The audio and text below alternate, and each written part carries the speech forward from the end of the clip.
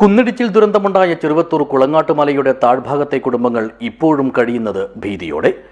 മലയിലെ വിള്ളൽ അനുദിനം വർദ്ധിച്ചു വരികയാണ്. ഇവരുടെ സുരക്ഷയ്ക്കായി അധികൃതർ നൽകിയ വാഗ്ദാനങ്ങളിൽ ഒന്നുപോലും നടപ്പായിട്ടുമില്ല.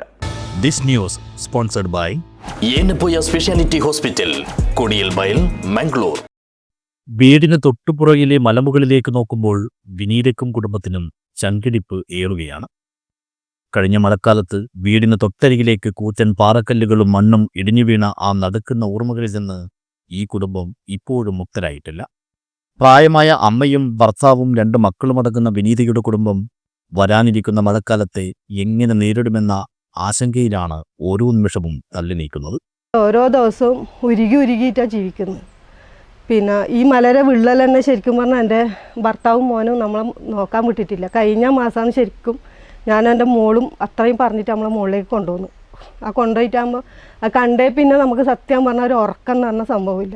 എപ്പോൾ ഇവിടെ വന്നിട്ട് എല്ലാവരും വന്നിട്ട് ഈ അടുക്കള ഭാഗത്ത് വന്നിട്ട് ഇങ്ങനെ മുകളിലോട്ട് നോക്കി നിൽക്കലാണ്. ഇനി എന്തെന്നാവും നമുക്കറിയില്ല. മഴ വരാൻ ഇനി അത്രയേ മാസമില്ലു. കഴിഞ്ഞ പ്രാവശ്യം വന്നേരം കളക്ടറും പഞ്ചായത്തിലവരും പിന്നെ MLA എല്ലാവരും വന്നിട്ട് പറഞ്ഞതെന്ന് പറഞ്ഞാൽ ഇതൊരു തട്ട് പോലെ ആക്കിത്തരാം, അത് കഴിഞ്ഞിട്ട് ഒരു ഡ്രൈനേജും ഒരു സേഫ്റ്റി വാളെല്ലാം ആക്കിത്തരാമെന്നാണ് പറഞ്ഞത്. ഇനിയിപ്പം മഴ വരാൻ അത്രയും മാസമില്ലു. നമ്മൾ ആശങ്കയോടെ ജീവിക്കുന്നു. ഇനിയിപ്പോൾ ആ മുകളിലൊരു പൈപ്പ് ലൈൻ പോകുന്നുണ്ട് വാട്ടർ അതോറിറ്റീൻ്റെ. അതിലേക്കൂടെ ശരിക്കും വെള്ളം ഇറങ്ങിയിട്ട് നിങ്ങൾക്ക് കാണുന്നുണ്ടോ അറിയില്ല, അവിടെ നല്ലൊരു നനവുണ്ട്. ഇപ്പവും വെള്ളം പോയിക്കൊണ്ടിരിക്കുകയാണ്. ഇനി പൊട്ടിയിട്ട് വരാനുള്ളത് കുറച്ചൊന്നുമല്ല, അന്ന് വന്നതൊന്നുമല്ല, ഒരുപാട് ഏരിയയാണ് വരാനുള്ളത്.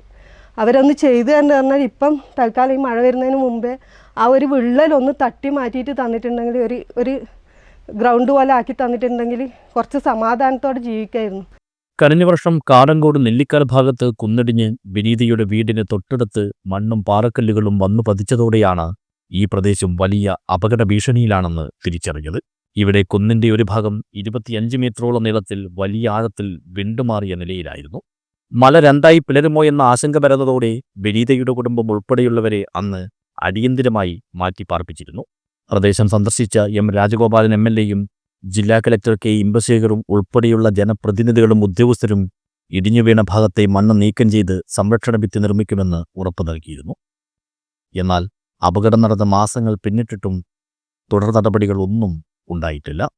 മലമുകളിൽ നിന്ന് ഇപ്പോഴും ഉറവജലം വരുന്നത് ഇവിടുത്തെ കുടുംബങ്ങളെ കൂടുതൽ ഭയപ്പാടിലാക്കുന്നുണ്ട്.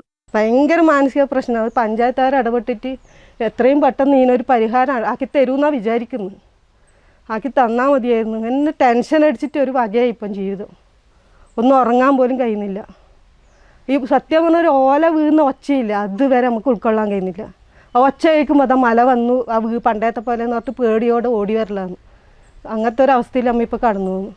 ഇത് ഇതിന് ബന്ധപ്പെട്ടവർ കണ്ടിട്ട് എന്തെങ്കിലും ഒന്ന് ചെയ്തു തരണമെന്ന് അപേക്ഷിക്കുന്നു. അവരോട് പറയും. തൊട്ടടുത്തുള്ള അംബേദ്കർ ഉന്നതിയിലെ 30ഓളം കുടുംബങ്ങളും മണ്ണിടിച്ചിൽ ഭീഷണി നേരിടുന്നുണ്ട്. ശാസ്ത്രീയമായ സുരക്ഷാഭിത്തി നിർമ്മിക്കാത്ത പക്ഷം അടുത്ത മഴക്കാലത്ത് വലിയൊരു ദുരന്തം തന്നെ ഉണ്ടായേക്കാമെന്ന് നാട്ടുകാർ ഭയപ്പെടുന്നു. വീടിന് മുകളിലേക്ക് മല ഇടിഞ്ഞു വീഴുമോ എന്ന പേടിയിൽ സ്വന്തം വീട്ടിൽ അന്തിയുറങ്ങാൻ പോലും കഴിയാത്ത അവസ്ഥയിലാണിവർ. അധികൃതർ നൽകിയ വാഗ്ദാനങ്ങൾ വെറും ജലരേഖയായി മാറുമ്പോൾ തങ്ങളുടെ ജീവൻ സംരക്ഷിക്കാൻ ആരുണ്ടാകുമെന്ന ചോദ്യമാണ് ഇവിടുത്തെ കുടുംബങ്ങൾ ഉയർത്തുന്നത്. News bureau, Cheruvathur.